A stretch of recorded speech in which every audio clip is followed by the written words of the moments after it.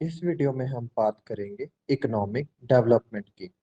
तो डेवलपमेंट क्या होता है? जब हम कहते हैं कि यूएस डेवलप्ड कंट्री है या कनाडा डेवलप्ड कंट्री है और इंडिया डेवलपिंग कंट्री है, या इस शहर में डेवलपमेंट हुआ है इसमें नहीं हुआ, तो डेवलपमेंट इकोनॉमिक पर्सपेक्टिव से क्या चीज है? तो सबसे पहले तो ये क्वालिटेटिव कॉन्सेप्ट है। मतलब कि अकेली क्वांटिटी मैटर नहीं कर रही, कुछ क्वालिटेटिव चीजें भी हैं। Economic growth plus structural changes को हम इंक्लूड करेंगे तब जाके डेवलपमेंट आता है। तो अकेले ऐसे पैरामीटर्स नहीं है जिनको हम न्यूमेरिकली मेजर कर सके। जैसे इकोनॉमिक ग्रोथ, उसको तो हम मेजर कर लेंगे, लेकिन कुछ स्ट्रक्चरल चेंजेस भी होते हैं। जैसे डेवलपमेंट की अगर उदाहरण लेनी हो, मान लीजिए किसी कंट्री में पर कैपिटा जो इनकम है वो रुपीज 10 थी, 10 ईयर्स बाद 20 हो गई, तो वो तो इकोनॉमिक ग्रोथ हुआ। तो डेवलपमेंट, इकोनॉमिक डेवलपमेंट, या वैसे आमतौर पे अगर बात करें डेवलपमेंट किसे कहेंगे, जब वो इकोनॉमिक ग्रोथ के साथ साथ कुछ स्ट्रक्चरल चेंजेस आए एक इकोनॉमी में। जैसे जेंडर इक्वालिटी आए, ज्यादा से ज्यादा वुमेन वर्कफोर्स में हो, या जस्टिस डिलीवरी सिस्टम अच्छे हो जाए, पुलिसिंग अच्छी हो जाए, इंक्लूसिव ग्रोथ हो, ग्रोथ के साथ साथ मेंटेलिटी लोगों की है वो चेंज हो जाए लड़कियों के प्रति, या कोई वुमेन राइट्स के अलावा अगर और कोई सोशल इवल्स हैं वो कम हो जाए, अनटचेबिलिटी, कास्ट सिस्टम, तो उसको हम डेवलपमेंट कहेंगे। तो कुछ क्वालिटेटिव कॉन्सेप्ट्स भी हैं जिनकी मेजरमेंट पॉसिबल नहीं होती या काफी डिफिकल्ट होती है।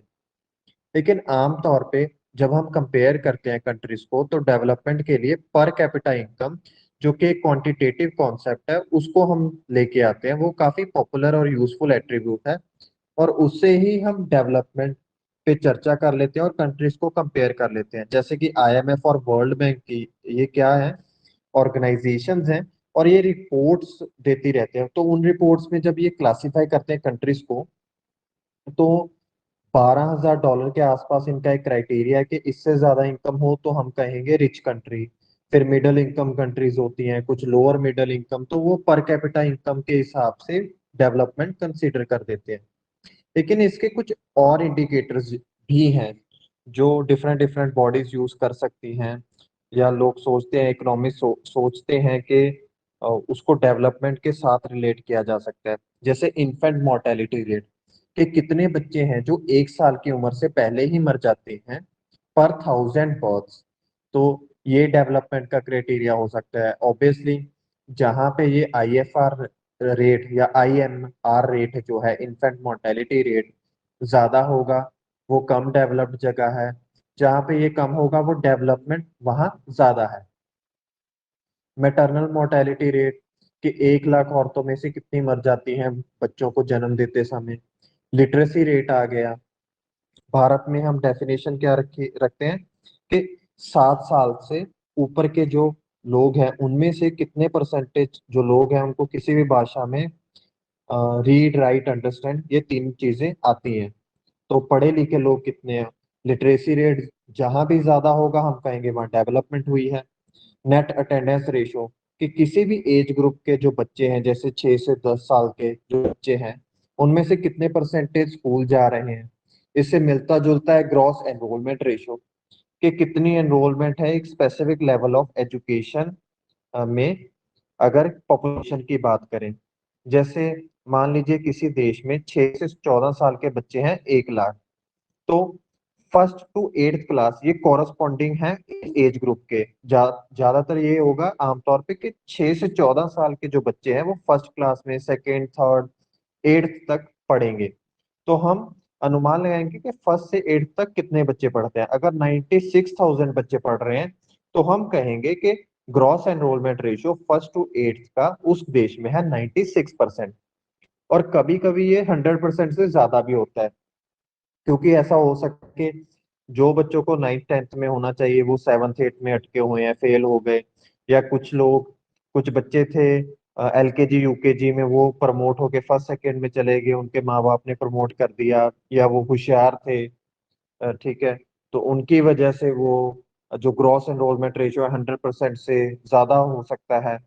तो ये सभी चीजें आ जाती है इसमें। इसीलिए ग्रॉस एनरोलमेंट रेशियो को जब भी हम मेजर करते हैं, तो अलग अलग एजुकेशन ग्रुप्स के लिए डिफरेंट डिफरेंट नंबर्स निकालते हैं और सबको कंपेयर करते हैं, तो प्राइमरी एजुकेशन, सेकेंडरी और टर्शियरी एजुकेशन के लिए।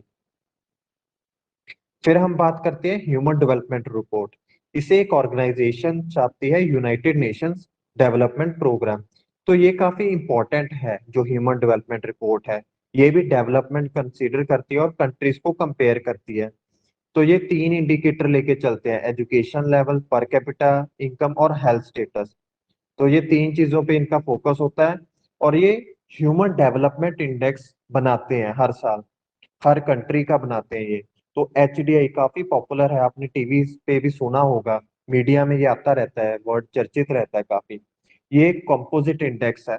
इसमें तीन चीजें होती हैं। तो हेल्थ को लेके ये लाइफ एक्सपेक्टेंसी के, एक बंदे की उम्र कितनी हो सकती है, कितनी एक्सपेक्टेड उम्र है किसी देश में। एजुकेशन, इसमें दो इंडिकेटर्स हैं: मीन ईयर्स ऑफ स्कूलिंग की कितनी स्कूलिंग कंप्लीट की है लोगों ने, और एक्सपेक्टेड ईयर्स ऑफ स्कूलिंग, अगर वहां पे कोई बच्चा पैदा हो रहा है तो क्या एक्सपेक्टेड ईयर्स ऑफ स्कूलिंग है उस देश में, कि कितनी एजुकेशन, वो कितने ईयर्स एजुकेशन सिस्टम में रहेगा।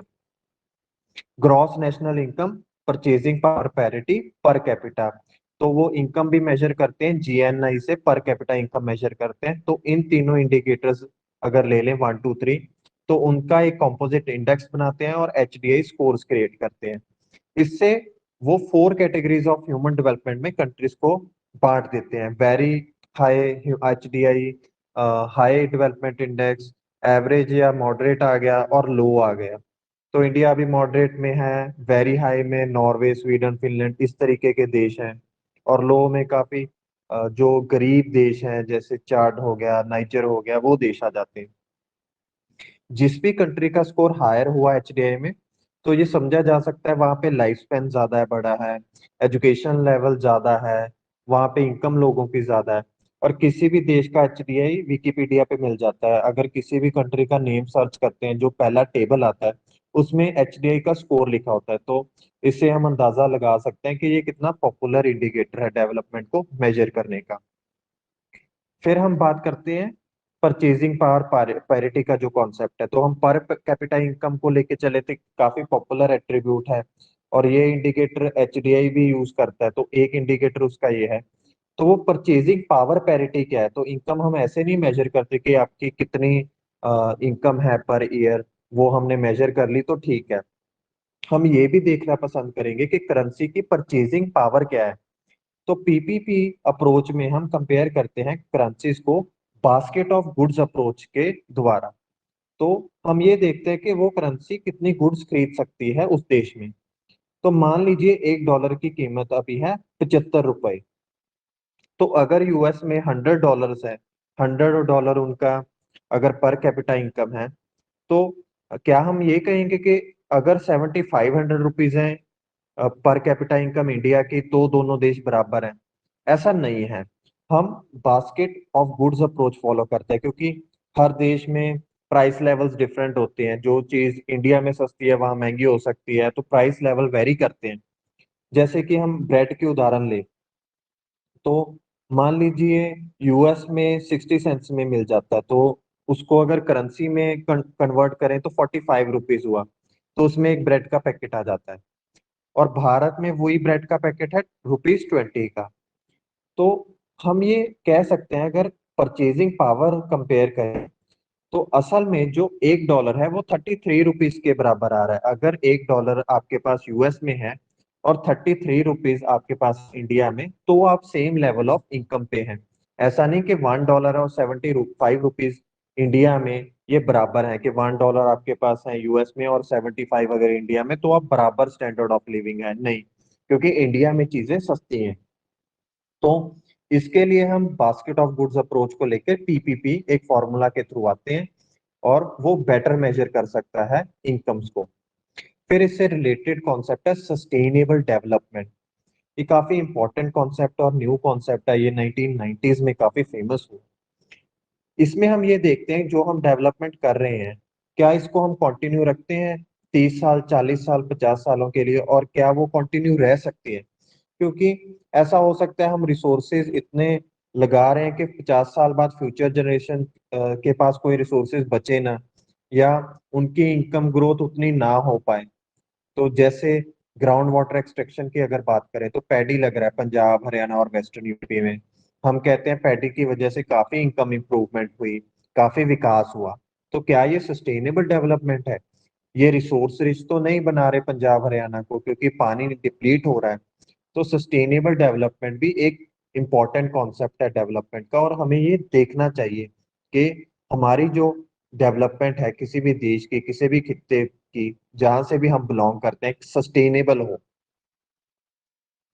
नीचे आपके सामने इंडियन स्टेट्स और यूनियन टेरिटरीज का एचडीआई स्कोर है 2018 का, और कलर स्कीम से ये मार्क किए हुए हैं। तो पंजाब हरियाणा हिमाचल, यहाँ पे एचडीआई इंडेक्स हायर है, मतलब यहाँ पे लाइफ स्पैन, एजुकेशन, हेल्थ अच्छी होगी। और यूपी बिहार का थोड़ा कम है, फिर हम छत्तीसगढ़ उड़ीसा मध्य प्रदेश इन स्टेट्स में और कम है। तो ये एचडीआई इंडेक्स है। इसी तरीके का इंडेक्स जो है वर्ल्ड लेवल पे यूएनडीपी प्रिपेयर करता है, और कंट्रीज को कैटेगराइज करता है कि कहाँ पे हाई डेवलपमेंट है, कहाँ पे लो डेवलपमेंट है। तो आपकी स्क्रीन पे जो है इंडिया का एचडीआई स्कोर वाला 2018 का मैप है। इसको हम देख के बता सकते हैं कि कहाँ डेवलपमेंट हुई है ज्यादा और कहाँ कम है।